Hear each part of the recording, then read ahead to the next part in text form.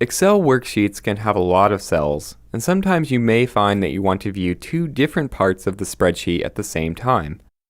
For example, in this spreadsheet I have a list of salespeople in the first column, but when I scroll to the right, those names disappear, which makes it really hard to see who the sales data belongs to. We can fix this by freezing the first column, so it will always stay visible. First, go to the View tab and click Freeze Panes. And you have a few different options, but we just want to freeze the first column. Now when we scroll, we can easily see the names of each salesperson, no matter where we are in the spreadsheet. This spreadsheet also has dates in the second row, and I'd like to freeze them so they'll stay visible when I scroll down. But in this example though, it's going to work a bit differently, and that's because it's row 2. And you can see why if I go to the Freeze Panes command.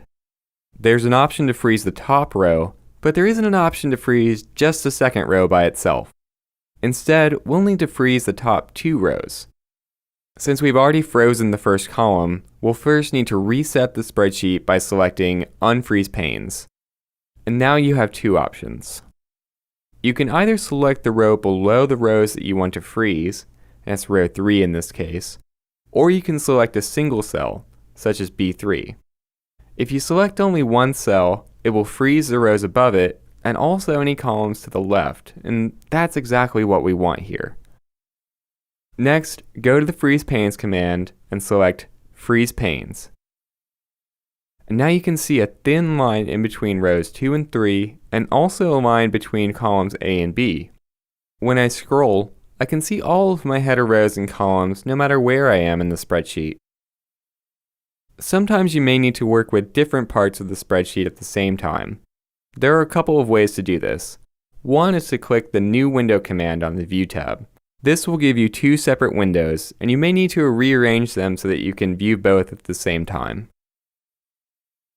Both of these windows are showing the same file, and we can use it to view two different parts of the worksheet. Or, if the workbook has multiple sheets, you can view two of them side by side. So I could view the 2013 sales in one window and the 2014 sales in another, which makes it very easy to compare the 2 years.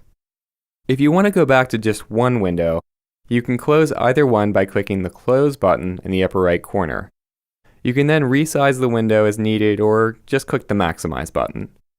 Another way to view two different parts of a worksheet is to use the Split feature. This is a little bit like freezing panes, except instead of freezing them, you can actually scroll each section independently. First, if you have any frozen panes, you'll need to go back to the Freeze Panes command, then choose Unfreeze Panes. Then, select the cell where you want the split to appear, usually somewhere near the middle of your spreadsheet, and then click the Split command. And now you can see that there are vertical and horizontal dividers. There are also 4 scroll bars, which we can use to scroll the different sections. Now, if you find that this view is a little bit too cluttered, you can make it simpler by removing one of the dividers. If you drag the vertical divider all the way to the left, it will disappear, and you just have a horizontal divider.